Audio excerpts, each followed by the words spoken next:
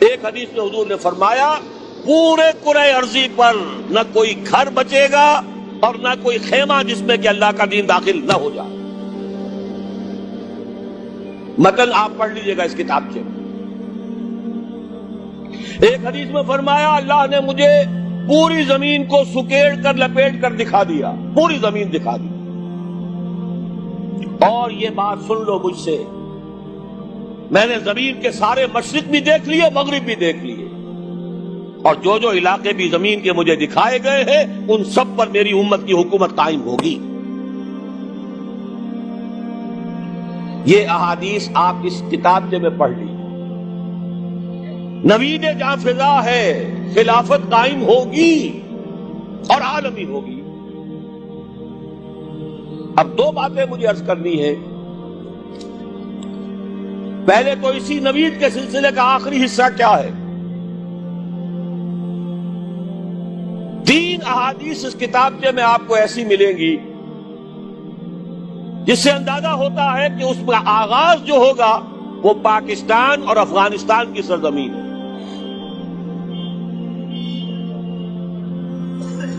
اس لیے کہ جب یہ بھٹی دہکے گی، یہود اور مسلمانوں کی جنگیں، کتاب الملاحم، اور جب وہ الملحمۃ العظمی، آخری جنگ، آرمگڈون، تاریخ انسانی کی عظیم ترین جنگ ہوگی، عالم عرب میں جو رہنما ہوں گے، جو قائد ہوں گے، جو سپہ سالار ہوں گے، وہ حضرت مہدی ہوں گے.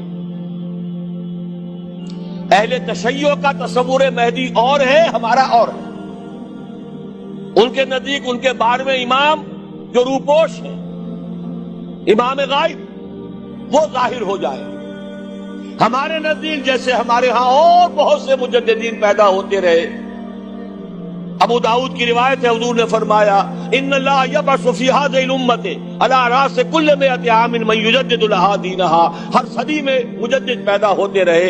ایسے ہی ایک مجدد، لیکن بہت بڑے مجدد، مجدد کامل پیدا ہوں گے، اور وہ حضرت مہدی ہوں گے. اس پر میری مفصل تقریر لاہور میں ہو چکی ہے. قرائن کے حوالے سے چونکہ مجھے وہ بھٹی دہکتی ہوئی نظر آ رہی ہے، میرے نزدیک شاید 1997 کے اندر ہی مسجد اقصی شہید کر دی جائے. اور جب وہ ہوگی پورے عالم عرب میں بالخصوص، آخر ان میں ایمان ہے، ان میں وہ لوگ بھی ہیں جن کو فنڈامنٹلسٹ کہا جاتا ہے، ہر ملک میں ہے. آخر الجزائر میں جو لوگ پھانسیاں چڑھ رہے ہیں اور جانے دے رہے ہیں وہ کون ہے؟ مصر میں جو دے رہے ہیں وہ کون ہے؟ اور اب جو سعودی عرب میں بمبارڈمنٹ شروع ہو گئی ہے وہ کون کر رہے ہیں؟ اگر مسجد اقصی شہید ہو گئی اور وہ پیس پروسیس جو شروع کیا تھا اسحاق رابین نے، اور یہ کہ امریکہ کے زیر اثر اب وہ ختم ہو رہا ہے، نظر آ رہا ہے، دھجیاں بکھر گئی اس کی. اوسلو کے ذریعے سے جو شروع ہوا تھا اور پھر جو معاہدہ ہوا وہ ختم ہو رہا ہے، کوئی دن کی بات ہے. اور جیسا کہ میں نے عرض کیا، جیسے مذہبی جنونی نے مسجد الخلیل میں داخل ہو کر 27 مسلمانوں کو شہید کر کے خودکشی کر لی، خود بھی اپنے آپ کو مار لیا، جیسے یہودی جنونی یہودی نے اسحاق رابین کو قتل کر دیا، ایسے ہی کوئی یہودی جائے گا اور مسجد کے نیچے اس ٹنل کے اندر کوئی ایسا مواد رکھائے گا کہ وہ مسجد شہید ہو جائے گا. پھر جو طوفان اٹھے گا، پھر جو خونریزی ہوگی، اس کا آپ تصور نہیں کر سکتے. لیکن اس میں ایک شخصیت ابھرے گی اور وہ حضرت مہدی ہوں گے. ہمارے جو مجموعے ہیں احادیث کے، ان سے معلوم ہوتا ہے حضرت فاطمہ کی نسل سے ہوں گے رضی اللہ تعالی عنہا. حضرت فاطمہ کے 2 بیٹے حضرت حسن، حضرت حسین رضی اللہ تعالی عنہما حضرت حسن کی اولاد سے ہوں. حضور نے فرمایا ان کا نام میرے نام پر ہوگا، محمد ہوگا، اور ان کے والد کا نام میرے والد کے نام پر ہوگا، عبداللہ ہوگا.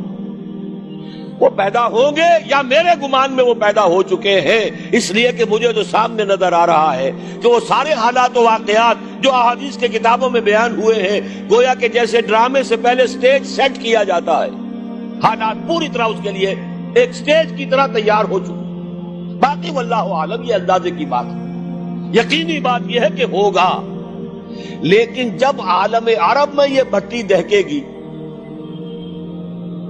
جب حضرت مہدی کی قیادت میں مسلمان صاحب ایمان اہل عرب یہودیوں اور عیسائیوں کی طاقت سے ٹکرائیں گے، تو ان کی مدد کے لیے دو جانب سے اللہ تعالیٰ کچھ بھیجیں گے مدد. ایک تو آخری مرحلے میں مدد آئے گی حضرت مسیح عیسیٰ ابن مریم کا نزول، جو یہودیوں کی طرف رسول بنا کر بھیجے گئے تھے. انہیں یہودیوں نے اپنے خیال میں سولی پر چڑھا دیا، لیکن اللہ نے فرمایا وما صلبوہ وما قتلوہ ولکن شبہ لہم بل رفعہ اللہ الیہ. اللہ تو اپنی طرف اٹھا کر لے گیا. اور احادیث صحیحہ جو کہ ہمارے ہاں متواترہ کے درجے میں، وہ احادیث جو صحیحین کی ہیں، ان سے ثابت ہے کہ حضرت عیسیٰ ابن مریم دوبارہ زمین پر آئیں گے. اور یہودیوں کا سب سے بڑا سرغنہ جو خود مسیح ہونے ہی کا دعویٰ کر رہا ہوگا، مسیح الدجال، اسے حضرت مسیح قتل کرے. لیکن ایک دوسری حدیث سے معلوم ہوتا ہے کہ مشرق سے فوجیں آئیں گی حضرت مہدی کی مدد کے لیے. یخرجون ناس من المشرق یؤدون للمہدی یعنی سلطانہ. مشرق کی طرف سے فوجیں آئیں گی کہ جو مہدی کی حکومت کو مستحکم کریں.